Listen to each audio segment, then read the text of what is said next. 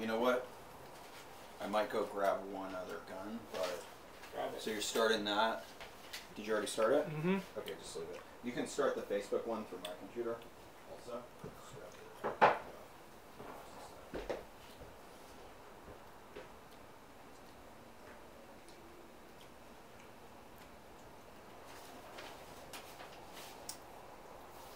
The stream is dedicated to Benji Silverstein. Come on, dedicate it. Don't wuss out now. As if our viewers don't love her too. It's only 3 of us today. By the way, one of the other, I think when we were at Ambush the other week, we said PBDnA here rip Andre, and like several people were like, Oh yeah. Andre died? Yeah, I remember that. For real. What? He's totally ripped now. You drink too many what is Kicks. that? Kicks, Too many yeah. kicks. Sorry, Paul. Too many kicks. Don't drink kicks, boys and girls. Yeah. It's the official BacciPaintball Did you already drink start? sponsor. Yeah. Did you already start it, sir? Yeah. Okay, cool. Did you share it online? I'll show it right now. Oh, cool. You can do it through We're there. gonna start in a few minutes after we share the stream, guys. Oh yeah, this is Watching solely now, for streaming, bear with right? us. What's up? This is solely for streaming. Yeah, but I don't know. If it's not overheating, use it till it overheats, I guess. No, I'll use other. Do you want me to move things around so you can push that one back and grab my other computer? I'll just carry it on, put it on my lap. Okay. So, if anybody's watching, they can let us know about potential problems, since we always have some problems. Let us know how the audio is. Yeah, audio, video. Let me know how sexy I am from Mr. America. A 10, That an looks 11, really good too. a 12, out of 100. Would you go out with me there? Of course. Oh shit. Letting him do that. It's okay. Rosette will probably bleach these pants. So, she hasn't already. We have special guests outside on the curb. Watch, we hear some gunshots right now. I know, as long as they don't come in through the door. Which they might. We're gonna have a special guest, one of various homeless men going up and down Sunset Boulevard.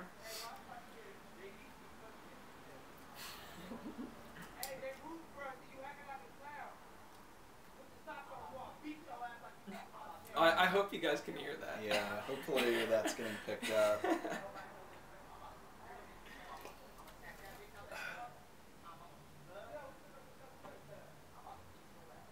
Oh my god. We got a backstreet brawl going on outside It's right now. going down.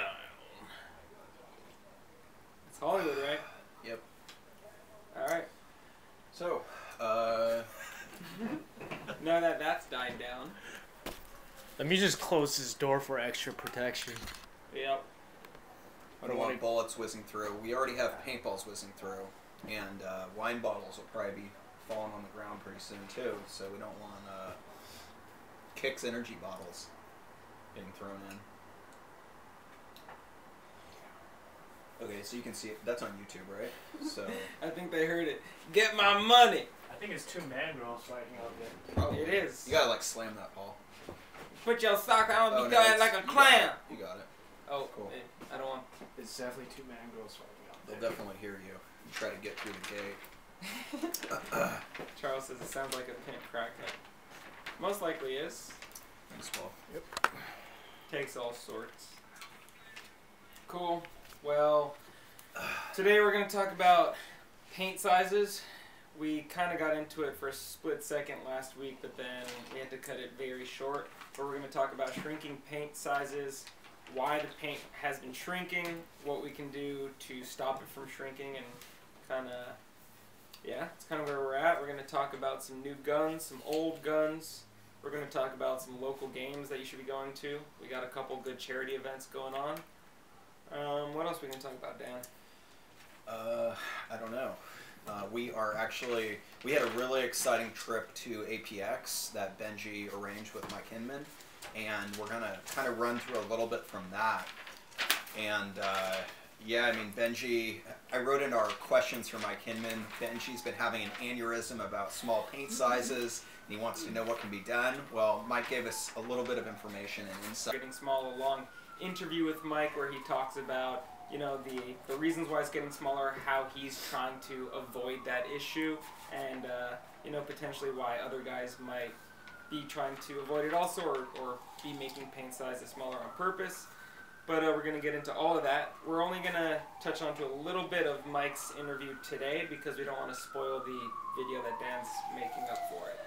Yeah, and we also just got to look around the whole factory. But back to other topics. Yeah, it was super awesome. Back to other topics. We're going to address our really cool outfits that we're each wearing. We each have pretty seldomly seen shirts on.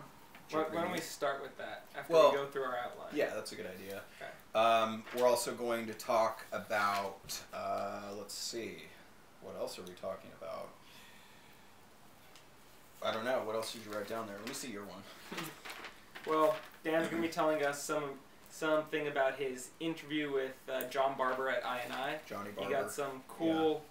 You got some cool gear from him, heard about some cool gear. Learned a lot of history. We filled in a lot of gaps from 1983 when Johnny Barber started playing up until about 1988 when Wolfpack, which was the team that Johnny Barber was on, kind of turned into, it kind of dissolved and it turned into those guys. So we'll talk a little bit about that, and we have a couple guns from that 83 to 85 period that we can actually show. We're going to size some of the APX paint that Mike gave us from the warehouse. He just picked it up off the pallet, so he didn't have these set aside for us. So we're going to see where it sizes out. If it's bad, we're going to tell him. If it's good, you know, we're going to tell him also. Yeah. I mean, I had no idea that paint was even made in Southern California. So, yeah, I mean, we always thought it was made in China, Taiwan, Canada, obviously, with GI being up there. Yeah. But, yeah, to have paint being made kind of 45 minutes from us was... Yeah. And I mean, if you think about it, you know, Mike is probably, as Benji was saying, the most easily accessible. I'm not sure what his actual title at APX is, but he's probably the most accessible person directly in line with paint manufacturing that our paintball community has the ability to just talk to about that issue, right. You know, and see direct results. So that's pretty exciting. And we'll get into that a bit more when we What else we got, Paul? We got old school gear. Yeah, old school gear, man. Dan got a new pump gun. A new pumpkin. This is actually new. No, this is actually new. It's actually pretty cool, new PGP. No, that one over there. Oh yeah, that one's freaking awesome. What's that one called again? I think it's the XP1. Is that what it's XP1. called? Now this, we already have one of our stock group with it. I know David Atwood got one of these already, but Dan and I haven't had one of these yet, so we're going to be talking a little bit about this. So far as it is, I'm super impressed. And I'm pretty jealous that Dan got it. Looking at it, I didn't really know what to think, you know, looking at pictures. I just figured it would be like giant, blocky. Benji was saying super heavy. And it is, there is some heft to it, but it's not that bad. You know, it's aluminum. I mean, considering you're not going to stick a hopper on it. Yeah. It's pretty cool. Yeah, it's kind of crazy. I can't wait to see the trick shots that Jorge is able to do with this. Right. But anyway, let's continue on to our costumes, our outfits. Costumes. I'll go first since I'm just wearing Go for it. I'm just wearing a Jeff Orr shirt. That's pretty cool. What do you know about that? I don't know much about it. I don't know much about it either. It was on eBay. I think it was like, you know, pretty cheap. I've never seen a Jeff Orr branded shirt before. I think it's tagged. The tag reads... Oh, that's your shirt. I'm guessing it came out when the Signature Series Jeff Orr came out. Yeah, probably. It's probably JT. Not all that old. JT? Wow. Yeah, it's a JT shirt. I think it has WGP on the arm, obviously. I think it even says... Well, it says Jeff Orr Series, which would be Signature Series. Right. No, just blank. Pretty cool. That's pretty cool. What about you, Dan?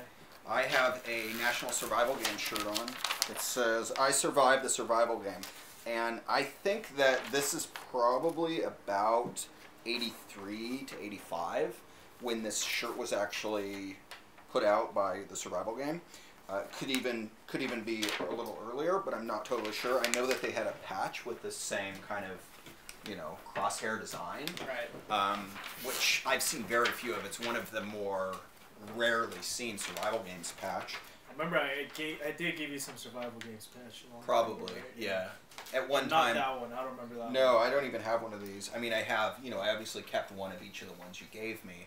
But I've never had this patch. Yeah, pretty cool. I was going to say something else. This is not really an identifiable paint gun either. I mean, I would imagine it's a null spot, but... It almost looks like an Eagle 68 mixed with the null spot. Yeah, kind of, I guess. It could be a duck, right?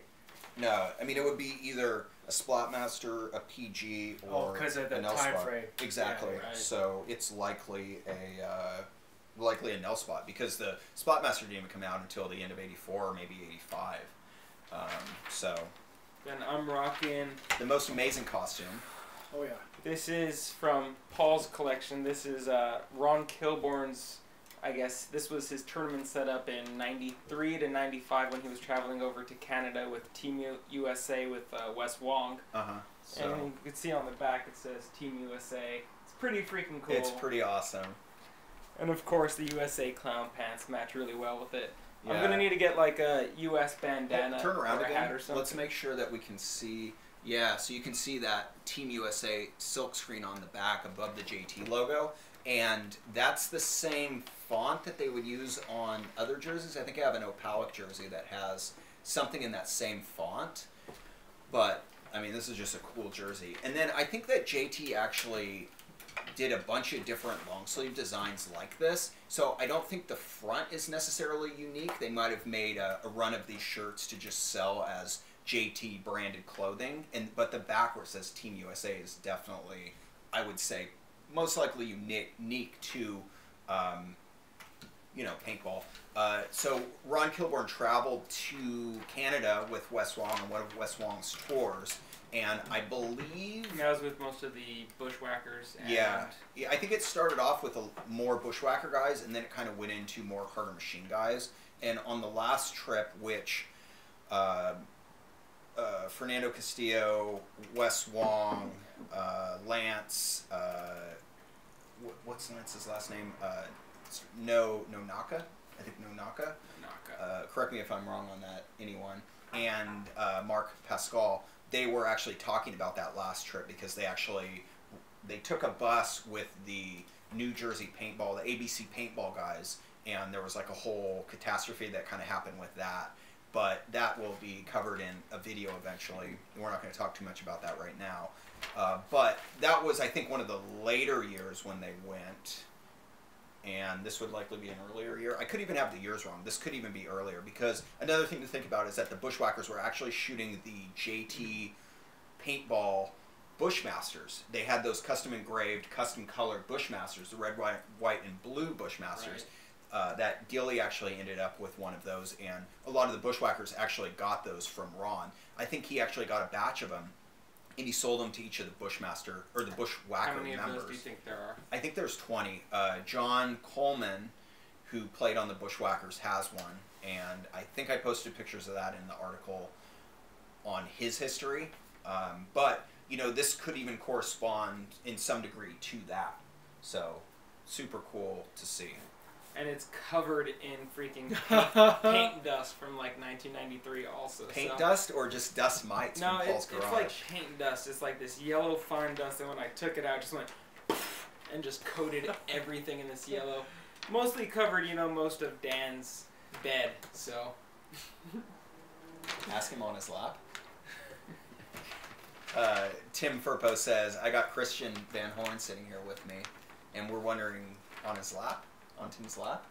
Did he go to get his wishes from Santa with Tim? Anyway, Tim, give him a good luck head rub for me. Yeah, he's probably wearing a do-rag, rolling in from Oakland. He's got his do-rag on. Oh yeah, he needs to have his street cred in Oakland so he doesn't get accosted. Yeah. So what's up now? We covered what we're wearing. Do we have any questions, Paul? One question from Mike Banks. Are you still planning on coming out with a mechanical gun league? Yeah, actually, Well, I guess it's not a pure mechanical gun league as of yet, but the various classic leagues are either mechanical as fast as you can shoot it or electronic 5.5 capped. So there's going to be a West Coast Classic, which I think is called the Bay Cities Classic, which is going to be in April. There was just what was the last classic called? The Southern Iron City Classic. Well, that was the one a little while ago. That was the one in Pittsburgh. Right, then there was a Southern Classic. Yeah, that was the one in Atlanta. Right, and it seems from the videos of these leagues, I want to play so badly. It's just, I mean, everyone's having so much fun, but there's also so many old school pro ballers that are just jawing head to head, just like it was, the 90s, and it's pretty fun to watch, and I can't wait to be in on it. We actually talked a little to Mike about potentially making a similar classic league here in SoCal, so hopefully that pounds out. Mike Hinman. Yeah, Mike Hinman. Was Mike playing around during those times? He was playing on the Bushwhackers, and there's really? one Very photo of him. on. Well, not very early on, but probably. I mean, I think he said, I can't remember which exact team he said he started on, but he did play on the Bushwhackers, and there's one picture of him with the Bushwhackers and Ron Kilborn, and they're holding oracles. So that would probably date it to what year are oracles 2003? like? Yeah, I mean, 2002? it could be around then. If you look it up, you might be able to find that photo. I think it was on, I don't even remember. It could even be on his Facebook. And then he eventually went on to Dynasty, then went on to Coach Dynasty, then started the Aftermath Camp. Yeah. Wow, Pretty cool. Mike Paxson and Fish and LJ played on Bushwhackers? I mean, everybody played on Bushwhackers, right? I know Just that. like, everyone seemed to have played with did Bushwhackers get it. at some point. eat it, Paul. So good. Eat it. What is this? Probably a mosquito. It's a little fruit fly, probably. Paul just caught It's a pure mosquito protein. right in front of his face, and now, like his ancestors, he's just gonna munch it. It's not roasted, so Eat it, Paul! Yeah, it has to Eat be it! cooked. It has to be. Oh! In that game. If I had caught it, I would have eaten it. I wouldn't even given anyone the opportunity to flick it out of my hands. So the last classic was in Atlanta this past weekend. Tim volunteered that information. Okay, should I guess before we start talking about paint sizes, let's talk about which games are coming up. We have a couple good charity games coming up this weekend at ASG on Sunday. It's the 10th, I believe. We have Lynn's charity game, and that's for a great cause. There's going to be a lot of people there. I know there's a lot of sponsored goods that are going into the raffle, and I know APX actually sponsored them with paint, and $10 out of every paint sale is going to the charity. Yeah, pretty cool. So that's pretty solid. Let's put Lynn's charity logo behind us. You know, like that big photo that they have. I'll take this. And Did then we have it saved on this one? How many times can I drop my phone? No, but we can probably just find it on, I don't know, anywhere. We'll see if this freezes up the computer. Look it up. Also, Or I can find it. We can find it here and message it through Facebook to that one. Although you can probably just go to our page, right? and then we got Saturday next week at Ambush Paintball. SoCal Stock is having a toy drive charity game. So go to that one. Nothing else really crazy that we're planning for. Dead Legends was this last weekend, which we weren't able to make, but it seems like the rest of our SoCal Stock group seemed to have an awesome time. Yeah, it seemed like Sunny loved it. Well, yeah, because they were just pushing people into spawn the whole time, which is SoCal Stock dogma. Yeah. Glad they were able to do it.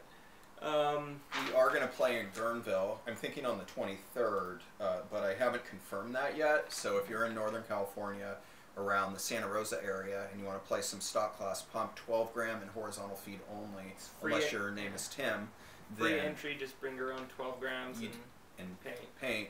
you do have to sign a waiver that says that if you get bit by rattlesnakes, stung by bees, fall in a well, pull your Molested by ACL. Dan. I mean, waiver doesn't necessarily cover that. That's a different waiver. But yeah, so if you want to play that, message me.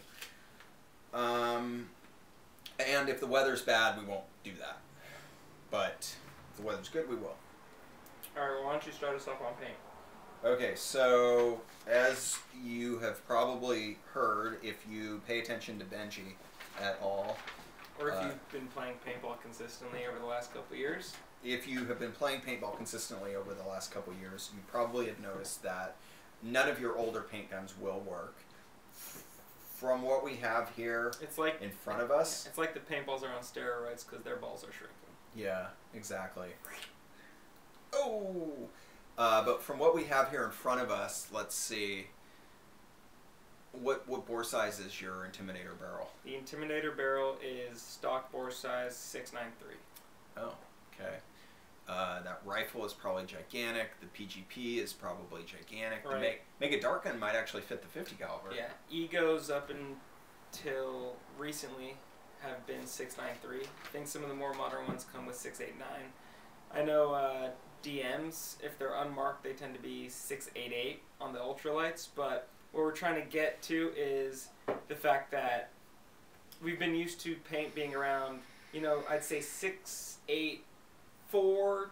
I mean, even at the bottom, 680 to 693 is the range that we've been used to. When it's 680, you know, you're kind of bummed. Maybe you need to bring out your Freak kit, which has a 679 insert at the smallest. But, you know, you've been able to use paint regardless of how small or how big. You were happy if it was bigger because it had more paint.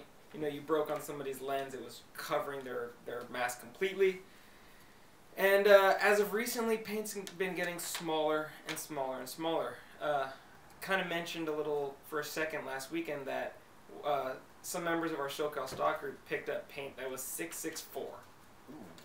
Now, 664 is the worst I've ever heard recently, but I personally have had 675, you know, right around there.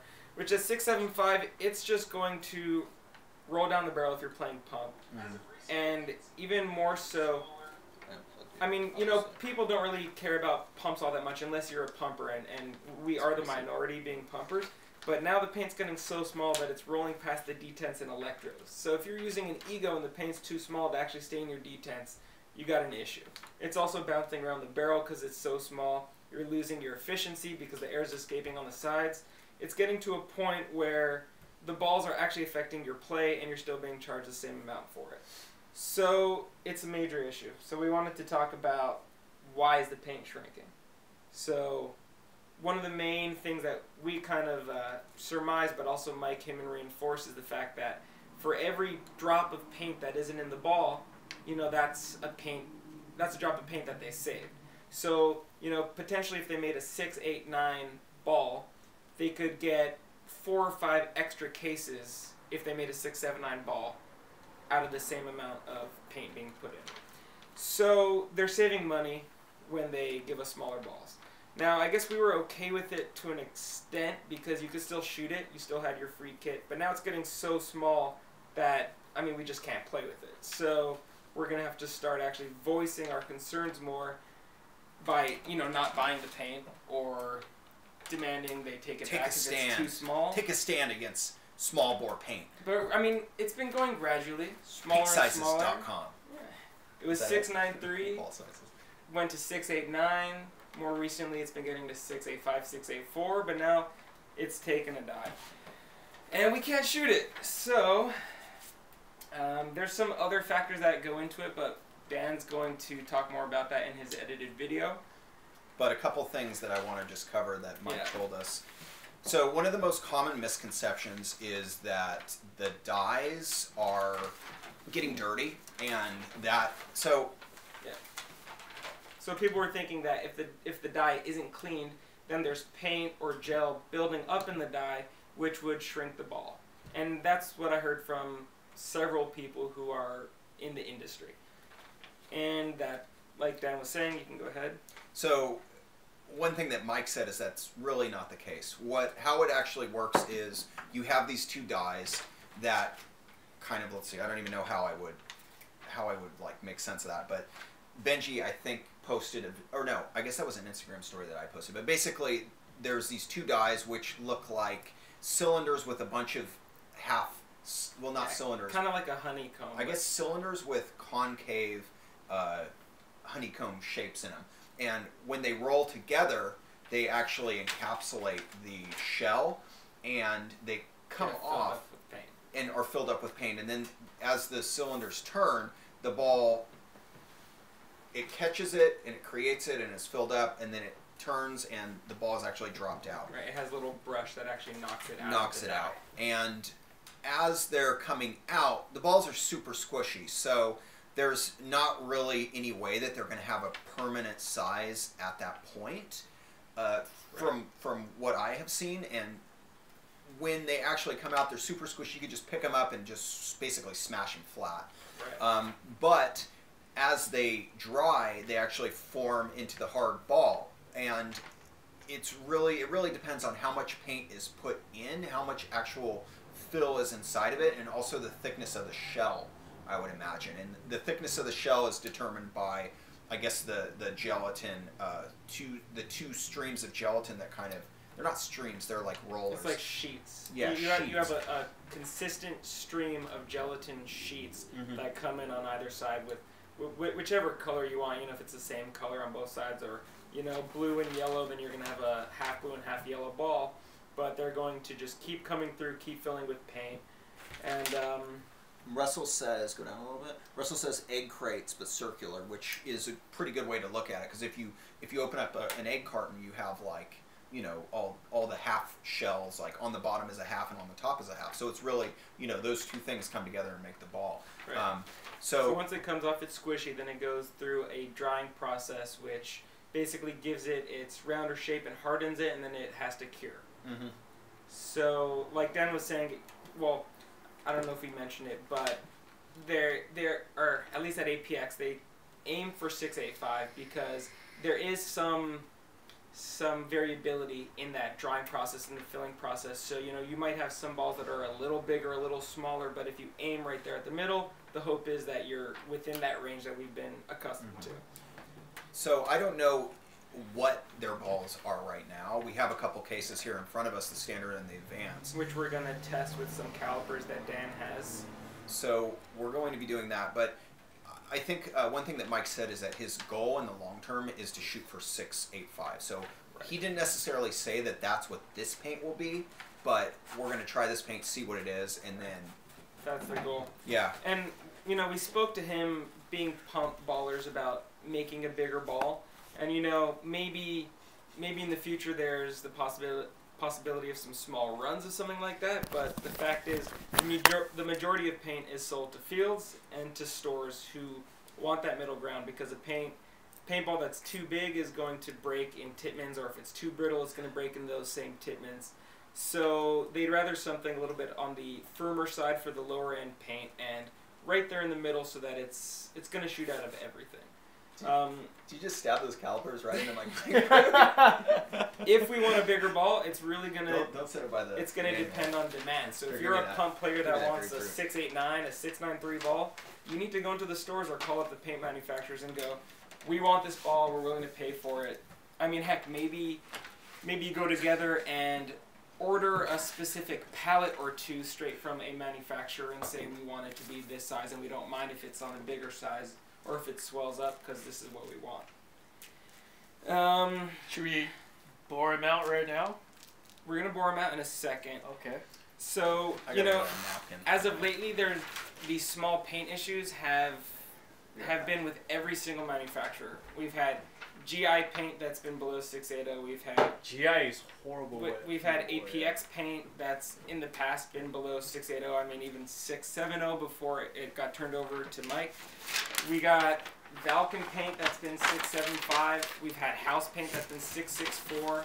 I've had HSP paint that was like basically 6.5. Like that was crazy. Exactly. So really, if we just keep sitting by and taking it and saying, okay, it is what it is, we'll just keep ordering smaller and smaller freak inserts, then they're just going to keep doing it. But if you actually speak with your wallet and look up the people that are making bigger paint, right now I'm hearing that Gel Caps is making a special big bore ball, and that they're consistent. Was talking about that. APX is planning to be consistent.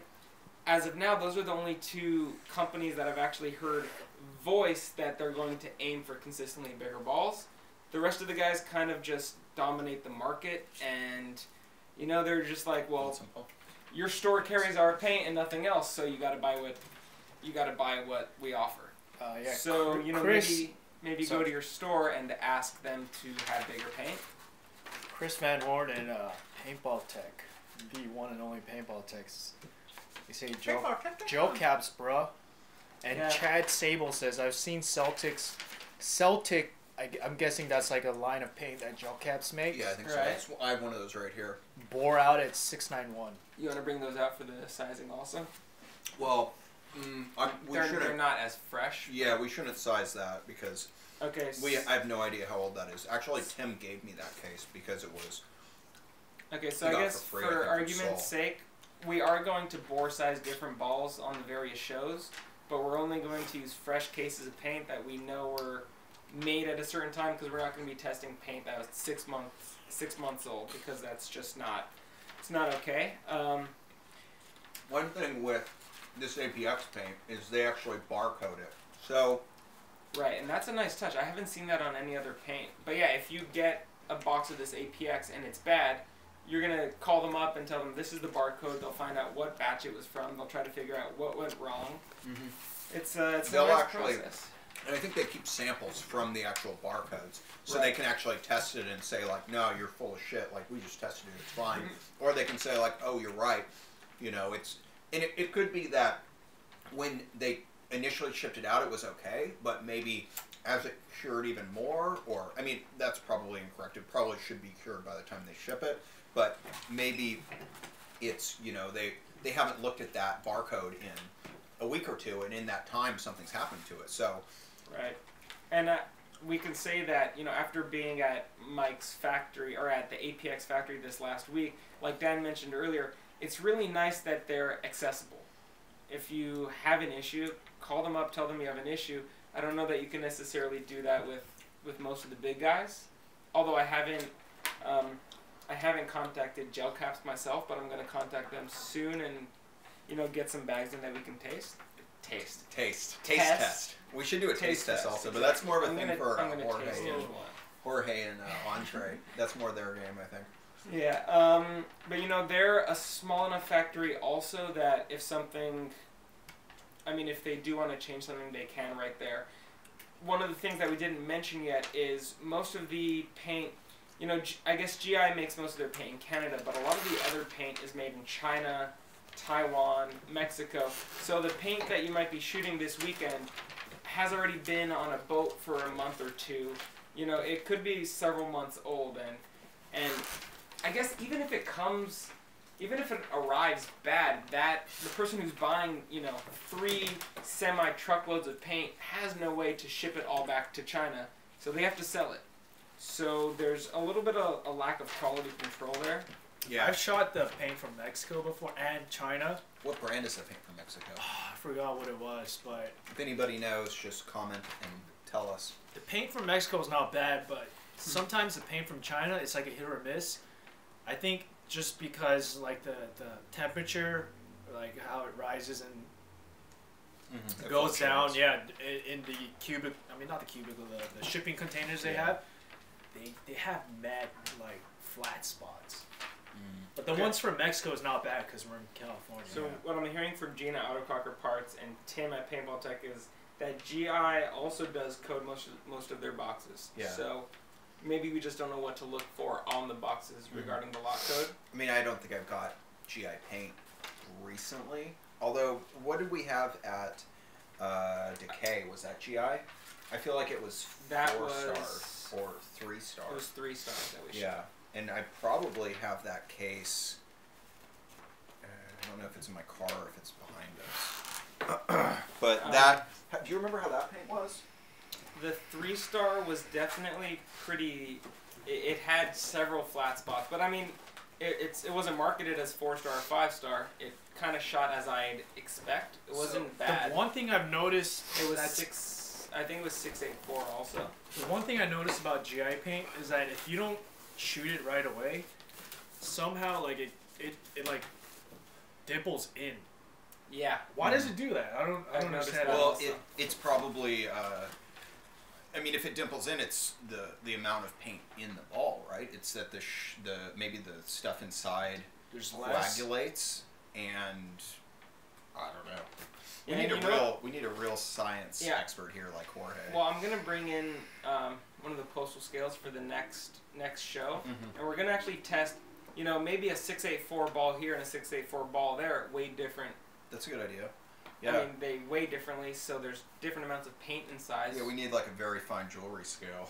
Do you got one? Or that's your mom, right? I have a postal scale. I have a cocaine scale. A postal scale's not going to do it though. We need like a really like a Not jeweler that I scale. do. Yeah, no. I don't. And Christian says that the gel caps is made in India. Oh yeah. India? Oh yeah, So- there's a lot of Indian paint manufacturers now. So here we have. I think this is gel caps, right? Correct me if I'm wrong, you guys. But this is the Celtic? Yeah, Yeah, that's this the is the Celtic. Celtic.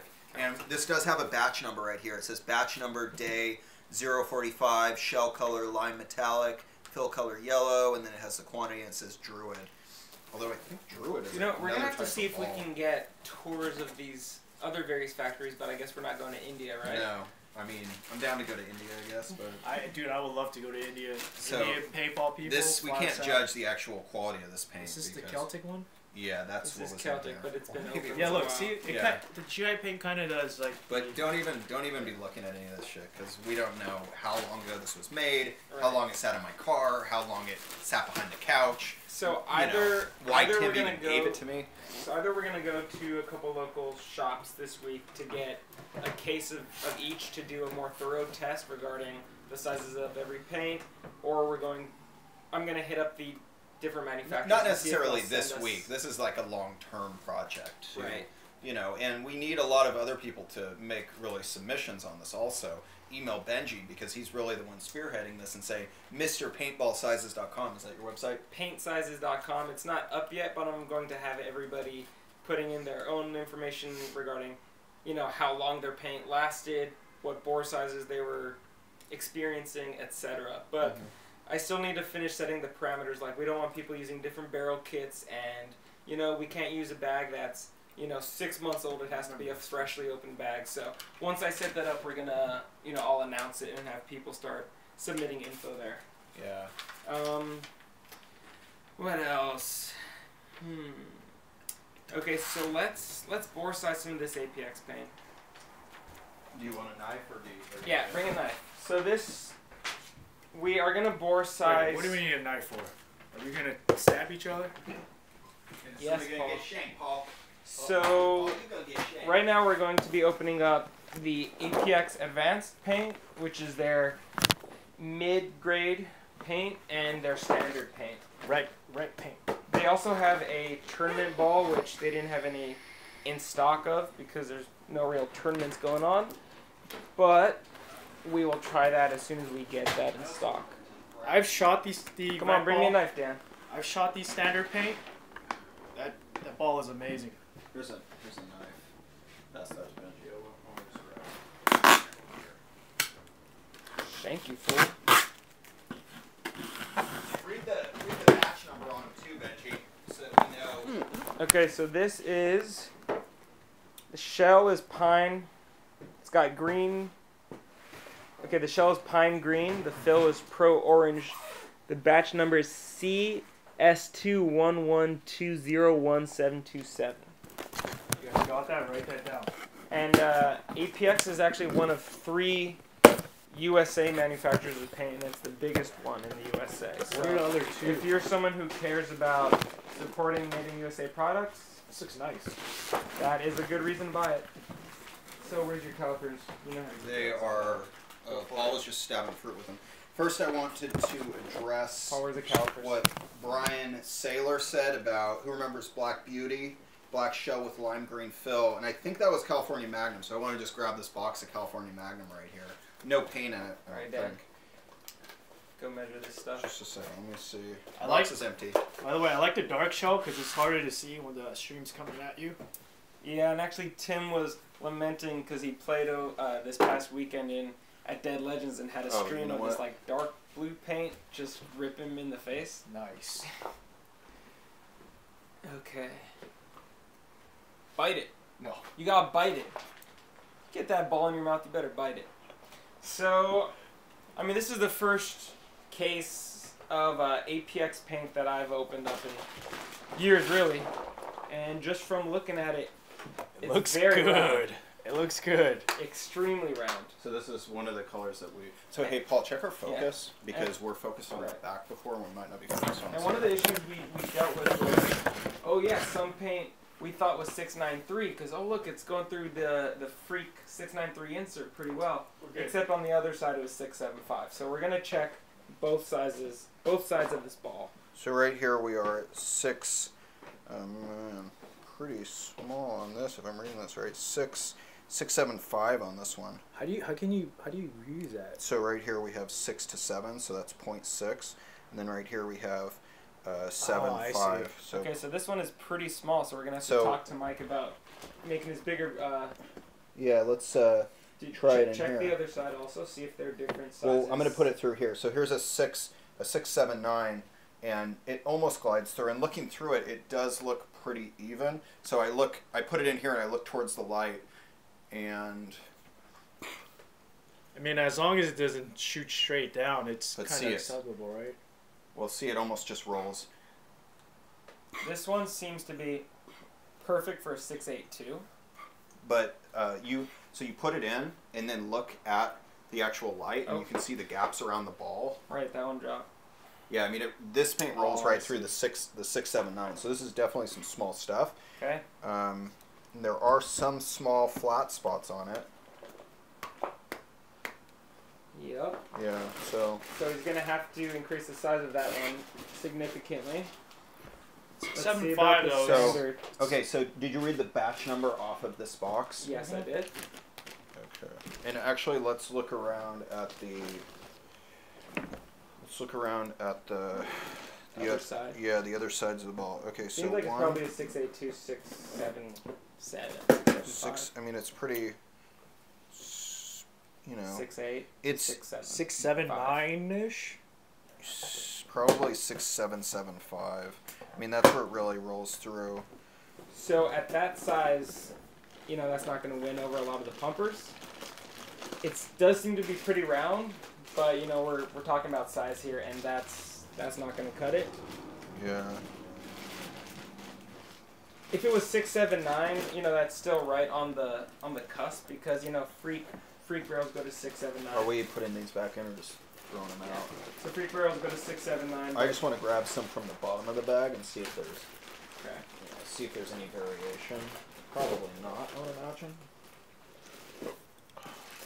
So you read the batch number off of this. Right. You want to read the batch number off that one? The batch number off of these standard balls. This is a red and orange shell with an orange fill, and the batch number is CS121201711. Give it a try. So on this ball that we pulled out from the bottom, one side of it, so you remember you want it to be able to kind of just go through really easily and just kind of very nicely hit the sides and not be squishing it at all. So just trying this in a 679. This one's significantly bigger. Well, I mean, it still glides through a 679, so. No, so they're both about 679 or 677. As long as it fits in a freak. Well, that's the thing, though. You know, I'm shooting my Super Stalker when we're playing. Right. I can't change the barrel on my Super Stalker. You know, it can be held in by wedgets, but I can't actually get a different bore on it. Yeah, this is probably a little bit bigger than the advanced formula. They both seem pretty round, but it's definitely on the smaller side. This is So on this one we have one side that, you know, I can just, with my calipers, I'm at 670 right now, and I can just go right through this direction, you know, without even really hitting the sides. And then when I go the other direction, it's 680. So 670. So this is really not like a very round ball, unfortunately. right. It's got some variance for sure. Yeah, when I put it in a 682 like this, so the seam is touching the sides, you know, it's a nice fit. But if I rotate it and put it through so it's only the seam's hitting on one side, you know, and we look through. And to me, just for me looking at it, it just seems like there's more of this orange. Seems like the red side is smaller. Yeah, you could kind of like see a little. So, you know, Mike gave us here. this paint asking for our feedback, Yeah. saying that if it's not up to our standards, he's going to work to change it. So that's exactly what we're going to do. And we will come back with his next batch and see where it lays. Whoa. So, yeah. But it does seem like the standard. So Russ is saying that the new bigger, freak, right? the new freak goes to Standard? 675. Yes. The old freak went to 679. You know, a lot of people don't want to rebuy freak kits or, you know, buy additional freak inserts. And really, we shouldn't be buying new equipment to, I guess, supplement them making smaller balls. Well, one thing that Benji in my said. opinion. One thing that Benji said that really hit home with me is you grab a case of paintballs and you're buying it and it says 6.68 caliber. So if your paintball's under 6.8, then... I mean, it's... So you know, we go to this burrito spot and they always have the wrong price on the menu and it pisses Benji off. It's just like a quarter or 50 cents, and they give us a very good value, but the fact is they charge this price, and then when they actually ring me up at the register, there's 50 cents extra. They misrepresent themselves. And I told Dan I'm very willing to pay the price with the additional 50 cents if they just ask for it. So it's all about representing. Uh-huh. And that's one thing that Mike Hinman said is he said, you know, it will cost a little bit more to make a larger ball, but it doesn't seem like a $5, a $10, even a $15, or maybe even a $20 cost. You know, a lot of people are paying $40 for some cases of paint right now. He was saying per pallet, you know, maybe there would be, if you have smaller balls, you know, 4 or 5 extra cases. So, personally, I would think that the sheer amount of additional sales you would get by having a bigger ball and having more people buy your balls would simply make up for that, you know, lack of an extra 5 cases. So Darren, we actually did check with the calipers, and it pretty much matches up to the freak. I mean, well, yeah, it's close, but like measuring this freak insert, you know, we have, this is the 679, and with my calipers, it's showing up as 6.7, about 6.75 on one side, and 6.76 on the other, so it's even smaller than 6.79. So yeah, the paint is pretty small. Paint's pretty small. So one of the issues with APX before Mike took over was the shelf life was quite bad, and that was because they weren't letting the paintballs cure because of some mismanagement issues. So we're going to keep several of these bags on the shelf for at least a month to see how they fare, but from what I've heard from other people is the shelf life has been significantly longer than it used to be. Now, I agree with Dan. If it's under 6.80, I mean, with 6.79 you can get away with it. You know, it's 68 caliber. It's right there. When you start getting to 6.75, you need to make your paint bigger, or you need to put 6.70 on the box, 67 caliber on the box. But really, unless all of us complain and unless all of us return our paint, voice our concerns. Like if you're going to the shop and getting either APX or GI or Valken or whatever it is, and you're getting 6.70, and then you're just shooting it and complaining to your friends, but you're still shooting it and you're still buying it. Well, they're still going to keep paint because, frankly, they're saving money on it, and you're still buying it. And one thing that Mike said is one of his largest goals in buying APX is to really make paintball fun. And, you know, if you go out and you have substandard paint or just paint that's not what you expected it to be, it's not as fun. So yeah, if you're shooting paint that's swerving, not going to be fun. If you're having dropouts, it's not going to be fun. So he seemed very adamant about it. So yeah, you know, and he seemed very willing to make changes to make his paint better. So you know, this is definitely going to be a wake up call to him. Going, you know, your paint's too small, bring it back up.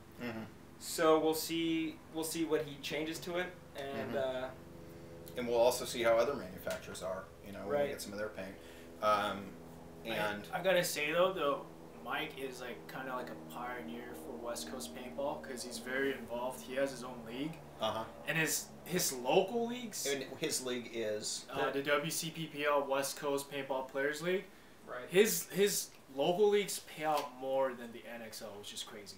Oh, really? So you know that this guy is like really passionate about the sport. Yeah, he did say, you know, some tournaments he's losing money. You know, yeah, exactly. Because he's paying out what he advertised to pay out for prizes. He guarantees prizes rather than guaranteeing minimums based on a certain amount of teams. So it seems like his heart is in the right place. Mm-hmm. Definitely need to make some changes to the ball to get up to our standards. But yeah, like I said, heart's in the right place. And we'll still shoot this paint, see how it shoots. Yeah, we're gonna run it through the guns. I mean, we all do have some pretty small freak inserts that we can use to. Not on my Super Stalker. To use it, not on the Super Stalker, but you'll have to use your cocker with it. Yeah. You know, I'm gonna put it through its paces through the LV1 or through the various semis that I have. Yeah, I think Andre's gonna shoot it through his hot rod build. Right. And we actually. R.I.P. Eric was saying that they want 50 cal, and he actually did give us some 50 cal to try out also, which we might try out next week at the next charity game for SoCal Stock. Yes. And what do you have that shoots 50 caliber, Benji? I guess that's not a pump, but it's a Takamo A5. Some overseas 50 cal. So AK-47 knockoff. So I think I have a Crossman revolver, but I don't know if it's down here or in Northern California. But we'll see about that. What about Maybe you, Paul? we can get a 3D printed 50 conversion cal? kit. Yeah, what do you got for 50? Nothing. Whatever Benji has. I guess we're all rocking AK-47. Hey, Gene, is there an enemy that's 50 cal? He'll have to answer. There is, right? Don't you have some of them? 50 cal enemies? Well, you said that you sold something in Las Soyas that was 50 cal. What was that? That was a GI Nano. GI Nano. So not the No, enemy. we definitely don't. No, I don't have any 50 cal enemies, but we can get. I mean, we can get a drop-in 50 cal kit for the egos, but that's still not going to be a pump. Yeah. And same for the enemies aren't going to be a pump. Does anybody know if there's a 50 cal drop-in kit for like a sniper? I know there's the 62 cal drop-in kit, which I have a few of, but we don't have a 50 cal drop-in kit. I haven't heard of a 50 cal kit. Now, we have a couple different, different ideas here. We have a couple of the more seasoned veteran paintballers like Gene and Tim at Paintball Tech saying that the deeper we dig into the industry, the more we're going to be disappointed that maybe they don't care. It's simply profits overall. And, you know, we all kind of assume that if you're in business to make money, but you got to think that some of the guys have to be in it for the right reasons, and there's got to be a way to make money while still providing superior product. Well, I mean, you have to think that if you're making a better paintball, you're going to make more money. I mean, well, you're going to have the players that know what they're buying your paint. You're not necessarily going to have all the fields carrying your paint, so you're not going to sell the largest quantity of that paint, but you can provide a ball that is considerably more in demand for the players that, you know, will be shooting it. So the majority of paint goes to fields, obviously. Then you have paint going to stores. Now, sure, we want to shoot bigger paint. And if they give us bigger paint, not only will we be buying it, you know, we being the more experienced paintballers, but we're going to tell our friends to buy that paint. They're going to tell their friends to buy that paint, and soon enough, you're going to be selling significantly more paint because of us. Maybe on the grand scale, if you're GI with 22, I guess, paint manufacturing pieces of machinery, even... Is that how many they have? Right. 22 different, like... So at APX there were 3. 3. So I've heard that GI has 22, maybe 24. And that's in Canada? Right. So... To me, it doesn't make sense that the experienced paintball community, the community that actually cares about good paint, is so small that it wouldn't affect sales. I don't know, and I especially think that someone like APX, that is a small manufacturer, will be impacted significantly more than someone like GI by more of us shooting their paint. Because, you know, to GI... more of us shooting their paint will just be a tiny piece of their thing because they're selling mostly to fields and stores. But, I don't know, we gotta hope, right? I feel Otherwise, we're gonna be shooting 50 cal, so we gotta try at some point. One last one last thing to add into that Mike mentioned is he mentioned that there was a sweet spot between. So one thing that I had thought maybe is the larger the ball, the more weight or mass in it, the further it'll fly. But he mentioned that there's a sweet spot between like sizing the ball down a little bit, but making sure that it has enough mass will actually get it to fly a little further. I'm sure I'm misquoting him on that, but that's something that he mentions in the interview. Well, so. Yeah, we would have to test that, and we spoke about testing, the fact, or not the fact that, but the idea that a smaller paintball filled with more paint will fly further, but we realized that we couldn't accurately test it because you would have to have a gun that's ±1 over the chrono, you'd have to use the same paint, you'd have to have the gun bolted down, you'd have to have a long enough flat area with dirt where you can actually pinpoint where the first ball drops. So maybe in the future we can do it, but right now there's no real way to do that. But we are following through with Benji's PaintSizes.com. So now let's move on to another topic, but first I want to quickly... I got a good barrel, Tim. I got like 100 barrels. Give me a good paintball. First I want to just change batteries in the audio, so we will just do that really quick. So Tim was saying if they give us a good hold on, paintball, we're just gonna want a better you have paintball. no audio, so... Should we do the sign language? Yeah, Here, sign wait. it. I want August Ames. a... Okay, we are back with audio on our batteries. Paul, just Oh, I forgot all my sign language. keep reminding me to check that. Okay, so what are we moving on to now? What are we moving on to now, Benji? Okay, we're done next on our talking about topic paint. list? We're going to revisit this, definitely. So And, we're at 9:05 right now, so we should probably go for... What time do we start? Or how long have we been going for? It was like 8:10. Okay, cool. So we'll go like 10, 15 more minutes. We can talk about your interview with Johnny Barber. We can talk about gear. What do you want to do, Paul? I just want to say that this stream is dedicated to August Ames. R.I.P.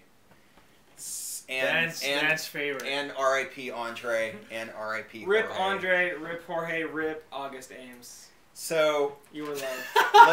let's see what we got here.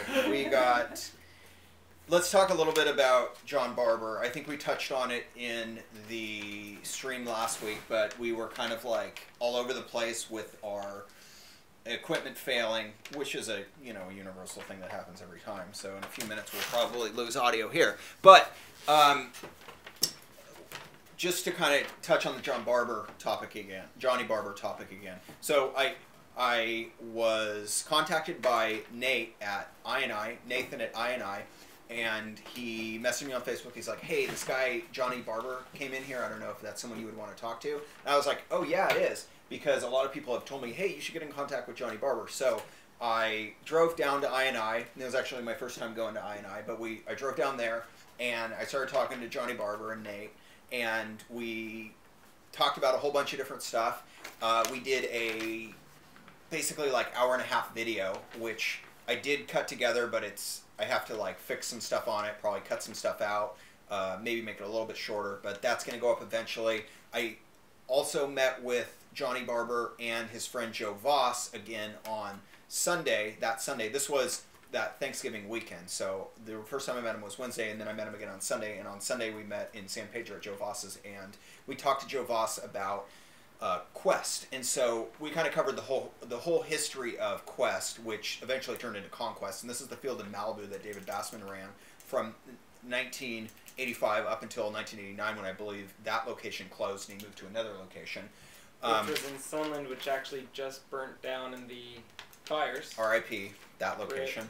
Rip that location. Hope everyone's safe in the various fires. We're kind of immune to it here in Hollywood, but you're never we have immune. a lot of friends affected by it right now. You're never immune to fire. It can happen anywhere. So I mean, that's why you vape. I know. That's why you vape, right? Got fire in the crotch. It's fire in the crotch. Yeah. Very true. So yeah. So that was really cool. We talked about how Johnny Barber and Joe Voss originally started playing at... The first time they played, it was at a field in somewhere in the South Bay, and then their next time was at Quest, and Jim Storm was running it, and even in 1983, Jim Storm had built this rifle right here, and that's just, to me, that's just amazing. Like, so in 1983, really the only paint guns available were the Nell Spot and the PG, but I'm not exactly sure on the dates for the PG, because I believe David Freeman and Jeff Perlmutter first played in '82, and then they contacted Benjamin Sheridan shortly after, and Ray Katz was the president of Sheridan, and he agreed to build them some pistols, and they built these pistols, and it turned out to be the side tube and the top tube PGs, and I'm not exactly sure when those came out, but I would imagine on those. The side tube being much more rare nowadays. Yes, because originally they built both of those, and David thought, oh, you know, the side tube is going to be a much nicer, compact pistol. That's going to be the one that everyone wants. But because it didn't have that additional profile of the tube on the top. Yeah, but he said, you know, the top tube one looks a lot more like a ray gun. But when he actually went to shoot them, it's a lot more difficult to actually load balls on the side versus, you know, versus load them on the top. So what I'm getting at, though, is in 1983 on the West Coast, the only paint gun available was the Nell Spot. But Jim Storm, who was a gunsmith in Malibu, he was actually owner in an actual like firearm gunsmithing shop. He was a partner in that, and he ran the field to begin with. And later on, he just ran the field. And then in 1985, he moved to Arizona. But what I'm getting at is that he actually constructed this rifle, this exact rifle right here, which belongs to Joe Voss and Johnny Barber, in 1983. So the first time they went out, they remember seeing this. And eventually, they bought all of the equipment from Jim Storm when he moved out of California, and this is one of the pieces that they acquired from him. So I think it's crazy looking, and it feels so good in the shoulder. It's so heavy, and super heavy. Yeah, when we actually, I haven't actually done this, but I believe it has dual piercers. So let's see. Hey, switch on to the GoPro, Paul. So here we go, taking this out. So we can see it pierces in the front here. I don't know if there's 12 grams in it. There's no 12 grams in it, but it pierces in the front on this, and then it pierces in the back here. So right now, let's go back to the other view. So right now, it's locked up. This is actually a reverse pump, so you would pump it forward to cock it like that. So if you pump it forward, it cocks it, pull the trigger, then you can pump it again. It's also rock back, so you would, a little bit awkward, because on a K-series rifle, you're pumping it back as you're rocking it back, but on this one, you would have to pump it forward as you would rock it back. So I guess it would work like this, right?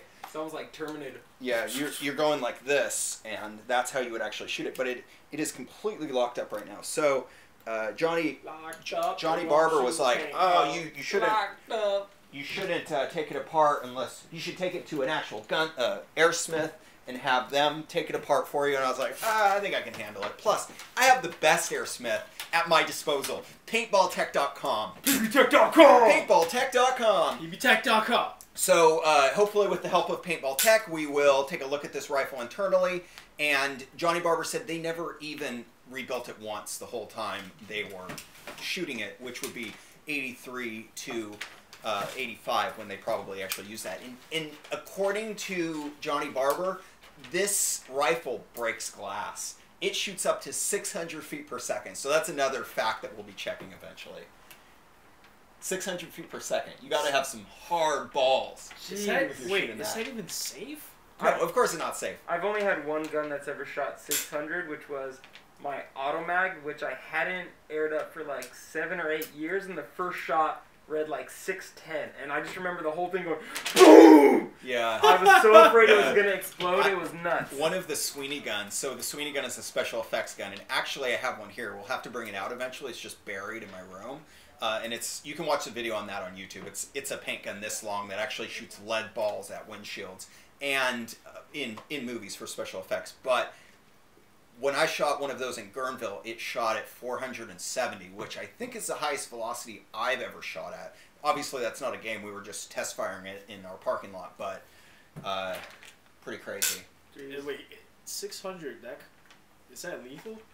Well, I mean, probably, but the thing with is, the paintball, it's still gonna break. I guess if you were using like the pepper balls, yeah, the first strike with the BBs inside, yeah, you're dead. Well, no, it could be a lethal. What did you say your automatic shot at? 610. 610. I mean, it's been so long, but it was 600. I mean, I didn't even think paintballs could shoot at that velocity without just shattering into a million pieces. I was probably using, paint that was also 6 years old. Just the paint that your brother had left in it? Yeah, I mean, that was one of the first times I was playing paintball. So. Man. What field were you at that time? That was Close Encounters, up on the old road in SoCal. I remember the guys going, yo, you shouldn't use those paintballs. I'm like, what do you mean they're good? And I was so pissed that they wanted me to spend like $80 on a case of paintballs when I had like a whole garbage bag full of paintballs that I found in my brother's closet. And I tried using it, and that's what happened. They're like, see? You know what? Okay, there's a couple things that we should do right now. Show off some more guns. Show off some more guns, but so this is the MX-7 Mega Dart Gun, and this is this is a dart gun that came from Joe Voss. So I want to measure the outer diameter, or I guess it would be inner diameter on this barrel, and actually see what it is, because maybe we can shoot 50 cal through this. I don't know if it seems too small. I don't know. We can try to drop a 50 cal ball through there. It's .40. Too small. Too small. Oh well. Hey, don't pump that. That's new, Paul. Damn, you just put wear on the new PG. Man, Paul, you're ruining my gear here. Messed up. So this PGP also came from Joe Voss, and here's the manual for it. The manual is dated 286, and what is 286? February of 1986 is when this was actually made. So likely made before that, but that's when the actual manual was revised for it. So pretty cool, pretty fun fact. Awesome. Cool. So Dan, remind me what this is called. I think it's called let me see the laptop. I believe it's the XP1. Let's just see. It's the ADN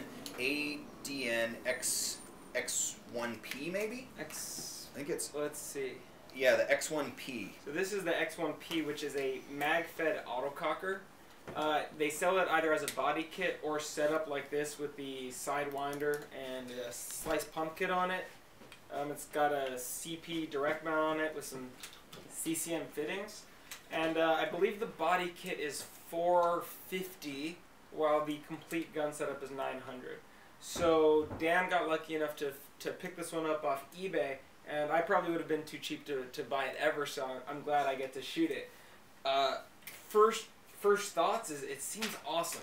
I thought it was going to be super heavy, and maybe it's not the lightest cocker, but it's certainly not heavier than an old school pre-2K cocker set up with a whole bunch of stuff on it. Pump stroke is very nice. Slice kit feels awesome. This is a Stark Zeta mag, which is I think a 20 round first strike mag. Is it like 10 on either side? Is that how it works? Because I think the bottom piece comes off. Yeah, I believe so. I haven't really used any of these, but mag goes in like that. Okay, so the X1P is the X1 pump, and right here on the ADN website it says, ADN Paintball is proud to announce its second industry-first product, the X1P, a mag-fed autococker pump conversion and marker. Yes, fellow cocker friends, the gun worth joining the mag-fed ranks has arrived. It's worth, which is worth. 2 times the worth. Drop on parts from one of your old autocockers and see what it's like to play without a hopper, and how much damage you can cause when shooting first strike rounds, FSR, from a low-pressure sniper pump. Oh man, I can't wait to shoot Sonny with the first strike round. And then it goes Sorry, on. Sonny. The X1P and its forthcoming semi-auto partner, the X1A, were designed from the ground up to bring autocockers to the mag-fed community. For too long, mag-fed players have been sticking their heads out of cover when they shouldn't be. For too long, mag-fed owners have been trumpeting their owners' locations with each shot. For too long, mag-fed gun ergonomics have been based around real steel guns and ballistics and not the game of paintball. Well, times are a-changin'. And then it goes on and on, but, I can't keep reading. So it has a 11/16 valve. which is the bigger valve than a standard autococker. It can operate with pressures as low as 180 psi. Takes the Tipex magazines. Has the slice pump kit. You can order Modular pump kit, which you can make different sizes. You can take pieces out, make it smaller, make it bigger. And you can get your own slice kit at autocockerparts.com. There you go. Shout out to autocockerparts.com. Shout out to Gene. And then also, when your magazine is empty, as it is right now, it won't let you pull the trigger. Well, it will if you don't have a magazine in, but the actual portion right here stops it from the bolt coming forward, I think. So you can see. Yeah. So you can see right here the actual. You can't actually pump it all the way back. So pretty cool. I'm excited to see what kind of trick shots Jorge can do with this. I know for a fact he plans on using his Apex barrel shooting the first strikes. That's something that he's really wanted to do. So he's going to be thrilled to be able to try that as a trick shot. I mean, the only downside to a first strike marker is, you know, it's 33 cents a ball. So it gets pricey, but it should be fun, especially for scenario games. I want to see Dan and I use this and the FN303 side by side with first strikes. The FN is fun to shoot with first strike. So, anything else that we want to cover? Wanted to mention that I am going to be showing off some of the Jeff boxes at the charity game this weekend. I'm probably not going to be selling any of them, although I might sell one or two, but I am going to be having people put their names down on a list, putting which color they'd like, which size they'd like, so I can, you know, hit them up first when the next run is done. Right here we have a couple different sizes. Here's it's like a 35 round, 10 round fed mini Jeff box. You got the 45 rounder, also 10 round fed. This is a pod fed 45 rounder with the squishy material, so potentially could take bounces. Very durable. And then this is a kind of one-off that Jeff made. It's maybe like a 60, 65 rounder. I love the custom engraving on that. Yeah, it's got the SoCal stock cross phantoms on the front, which is pretty cool. It says bad on the top because I'm a badass. Oh, exactly. Yep. I don't know what the NG stands for. Not good. Probably not good. So, did he make one that slides apart? None that slide apart. These ones do have separate feed necks on the top of the hopper, so potentially if you do crack the feed neck off, all you would have to do is replace the bottom part. The previous versions were all one piece. This one is also a little easier to print. This is pretty sick. Yeah, that one has been the, I guess, most well received. I sold out of those pretty quick. I was gonna buy one of these, but Mark Sager got the one I wanted. So what color do you want? I'll get you. I wanted a black. I think it would have the 10 round feed, you know, attachment. Right. With the SoCal stock logo on it. And there was only one when I met Jeff for like the second time, and Mark bought it like instantly. Bummer. Damn. Well, I'm going to be doing a couple different versions, not necessarily all with the SoCal stock phantoms on it, but, you know, potentially, you know, 2 cockers or 1 cocker, or, you know, we could put whatever kind of lettering on the side you want, 1 shot, 1 kill, whatever you'd like. Here's another build that I'm making up. This is an A-bomb Timmy. It's like 05. Well, this is a 2K5 A-bomb. I just really love the milling on the old Timmys. You don't find cool milling nowadays. You do find cool anos, like on this 08 Vicious Ego, which unfortunately is missing the matching eye covers and the matching barrel. But I'd rather have milling than ano, to tell you. Yeah, so I'm definitely more fond of the Timmy also. I didn't really have too many Timmys up until this year, and now I have an A-bomb, a Russian Legion, a Lasoya, a Jeezy, a Classic, a Naughty Dogs, and potentially more once I get finished with Paul tomorrow. Ooh, that doesn't sound good. Ooh. For Paul, at least. I'm gonna make him give me his guns. It's gonna happen. Like these guns? But I don't know. You know, no matter how big I make my Intimidator collection, I can't get a bigger one than, what's his name, Adam Barrett? Yeah. Your collection, Timmy God. We are not worthy. He's got freaking every Timmy there is, including the rarest ones, the Hellwoods, the Flames, the prototypes. Prototypes, the, what was it? The rendition or sedition alias or I don't know. But he also has a sick shocker collection. He has a pretty good cocker collection. And he just moved to SoCal, so we're gonna have to hit him up, see if he wants to show off his collection a little on the stream. Dude, his collection would. I don't think it'll even fit on Rose's It'll bed. I don't think it'll fit in the apartment. It'll make me orgasm, dude. Damn. Yeah. Damn, homie. Oh, man. So let's see, what else we got? So we have a question about the three questions. A-bombs. So regarding the Intimidators, I've always felt that they were super fast markers. I mean, they just absolutely rip. There are some downsides to the Intimidators, like I never, especially like the internal microline hose line that they use. Occasionally that'll leak. Yeah. Not so much barbs. not so much on the 2K5 Timmies, but on the 2K2 Timmies, the clamshell frame is held together with these tiny little screws that just love to strip and love to break off, and they're a major pain in the ass.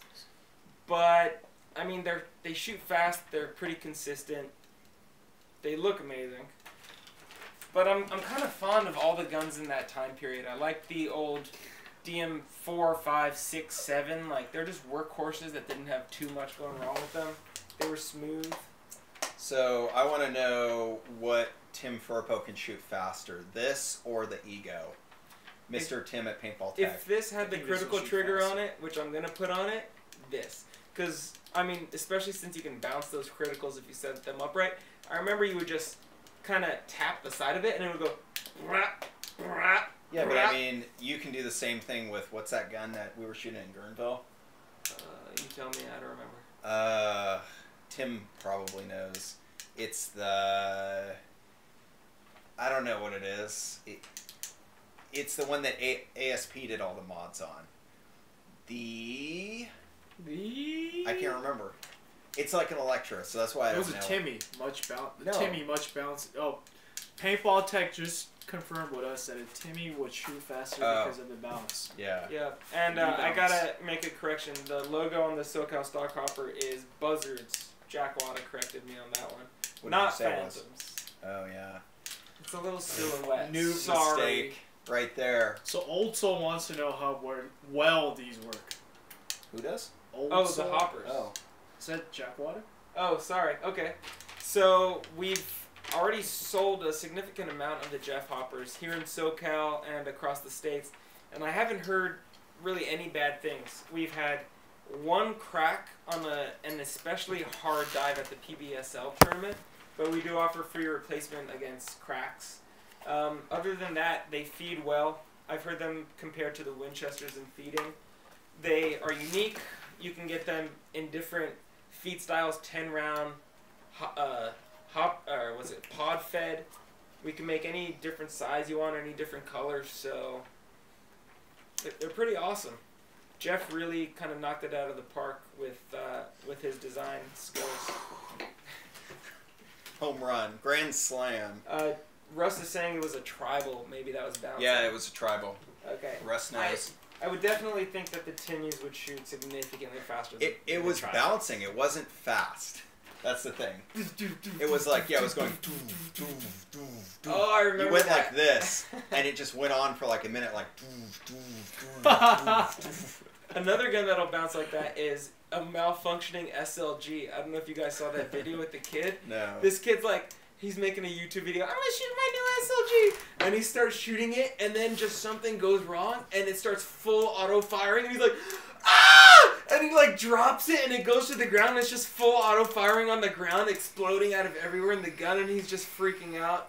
That shit is so funny. I thought this was a CP barrel, but this is actually a Vortex barrel. Yeah, that's the one off that Vortex autococker. Oh, that's pretty cool. So Benji had a Vortex autococker, Still which have is not the Shock Tech cocker, but a Vortex out of, I think we found it was out of Arizona. I thought it was Texas. It's Arizona or Texas. And on some of them, the bodies are actually labeled Vortex. It has kind of a neat P block. And Right, we saw one labeled Vortex at Combat Paintball one day. I saw one on Facebook that was labeled it. I saw one in person at Combat. One Oh, of yeah, the, Todd. I think PBSL guys. Todd had one, Todd Winokur, but I don't know if his was labeled. He has one. I remember it's one of them that I saw there specifically being labeled. Huh. Well, anyway, this barrel is also labeled. Which is just a CP. Is it just a CP rebranded Looks for like it? For sure. Yeah. One piece CP. I mean, it's kind of curious that it doesn't say CP anywhere on it. Well, I mean, you know, but CP. it's definitely the style. It's got the same muzzle brake. It's got the same swooshes. So what else we got? Is that it? Let's see. That's probably about it. I think that's about it. Anybody have any questions or we have 2 minutes. Want us to bring any special gear next week? Also, Also, if you want us to test out any different paint, let us know. I'll go to the shop. I will make sure to pick up, GI, Valken, etc. We're gonna bore size everything. I want to freaking find an end to this. What's the best? What's the biggest paint? We got to make sure we get started in the right direction. bonus balls. Bonus balls? Monster ball. Bonus balls? That's actually a dance. Yeah, so bonus balls are the ones that Glenn has made for his field, Warped and Ambush, and for the most part, they've been pretty freaking good. There was one batch I remember shooting that was just so brittle, I couldn't even get it out of any gun. But for the most part, they were pretty solid. I remember buying like 20 cases of those during Black Friday when Warp Sports was still open in West LA. I always had them. See, you know what I miss is seconds. Like the good brown box seconds with the... I mean, we used to get seconds for, I think, 12 to 20 bucks a case, and inside we'd have, Evil, but with the Evil logo misprinted. Like, that was enough to get it as seconds. I mean, when we got seconds from Gap, it was so bad. No, this was RPS seconds, and they had 3 tiers of seconds. They had 1X, 2X, 3X, and the 1X would be like lumpy, oily paint leaking. I'm not sure if 1X was the best or the worst, but whatever. One side would have oily paint leaking stuff. The other, or the middle, would be kind of mid-grade, maybe some dimples or maybe really bad coloring on the outside. But I remember the top was just, misprinted Evil, Marbleizer with the swirl the wrong color, or we even got Ultra Evil at one point in there. So we used to go pick up 20 cases and just shoot Premium and Evil and Marbs all weekend. Man, those were the days. Now when you're getting white box, it's guaranteed to be kind of subpar, but oh well. I used to get APX seconds for $5 all right. a case. So Russ says that he wants to bring us to bring every variant of the PGP. Do you have your side fed here? yeah, but I got a PG. You got your PGP. You got your side fed. I have the Nelson 707, which we can argue is kind of in the same path. I mean, any paintball gun's essentially in the same path. We're talking 68 caliber pistols from the 80s or I mean, the 707 is from the 60s, 50s or 60s. But I think I have 2 PGPs here. I have more in Northern California, but we'll do that eventually. yeah. I want to do an Angel focused one. I don't know how many Angels you have here, but once Tim is finished with my Cobra IR3. I have no I Angels. have no Angels. No Angels. What else you guys got? Do I have an Angel? No, I don't think so. You don't have a single Angel? I don't think I have any Angels. That's Too ridiculous, new school for Dan. that. I had... If it has electronics, he doesn't want them. I think I had one, but I don't have... I'm trying to think. I thought I got one. Okay, I so must have sold it. Shane says he wants us to test the point blanks. I don't know what that is. We're gonna have to find them. It's not necessarily the case that the local stores around here have all the paint that you guys have in the Connor probably has like 3 various boxes of those. states. Yeah. Shane Dennis. Or I is mean, Jorge. local. Right. Social Grit paint has been smaller than 6.8 is what he's I don't saying. even know what that is. Social Grit? Is that made by? Social I'm paintball? guessing that's social somehow. Yeah. Anyway, It's not a PX. let's. I don't think. I think we're done for Yeah, I think we're done for think today. we're done? We are gonna get murdered. Yeah. Well, So Rose hope will you probably be guys back at enjoyed 10, it. so we got half an hour. Thanks for tuning in, guys. Let us know our issues, what we said wrong, what our technical issues are with the actual broadcast. Right. If you want us to cover any particular guns or gear, if you want us to have maybe like a specifically old school focus show, we can do it. We can do a jersey focus show because Paul's about to give me 100 pro jerseys that we can talk about. We can talk about Renegade gear since we have all this different sets. We can bring out our rarer cockers, rarer auto mags, rarer guns in the collection. You guys just let us know. Comment, share, do what you gotta do. Gene, we would definitely like to stream that when you clean out your man cave, because I'm pretty sure you have some awesome stuff. So definitely keep us in the loop. We'll bring our mobile streaming device, or Dan's mobile streaming. Cool. Mobile. Yeah, that'd be really cool. Gene of AutoCockerParts.com has, you know, trailers and trailers filled of just, I've heard amazing gear. I haven't gone in yet, but Gene, if you want to have us over to kind of pick your brain and go through your stuff, you know we'd love to. Just tell us when and where. Definitely. Yeah. Thanks for watching, guys. Peace. Later. Oh, also, before we say that, Until next time. I think so we're going from that to that. Are we streaming on Sunday at the charity event? Maybe. Who knows? I'm probably going to do some Facebook live stream. You know, Dan can bring his backpack streamer if you guys want to film in game if you're going to play. We might stream Dan's booth is what I'm thinking, yeah. That's what I was thinking too. Right. I don't think we'll do any backpack streaming. So Dan's going to have a paintball history and kind of museum booth there. I'm going to be showing off some of the Jeff boxes, and I'm going to have some various things for sale. But yeah, if you're going to be at the ASG charity game, come say hi. Say what's up, introduce yourself. That's going to be on Sunday, and we should have a pretty cool display. I'm debating whether I want to print out tags for each gun.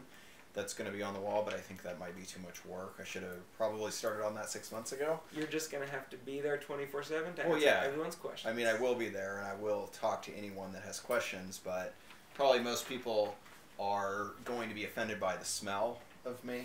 You know, I usually smell pretty bad. Don't worry, we're going to have Connor here, so they'll be more offended by whatever he's saying than your smell. Yeah, if you ask Connor or myself any questions, we'll probably be lying to you, so ask Dan and Benji. Cool. But thank you guys. Yeah, that's definitely it. Red the Tiger.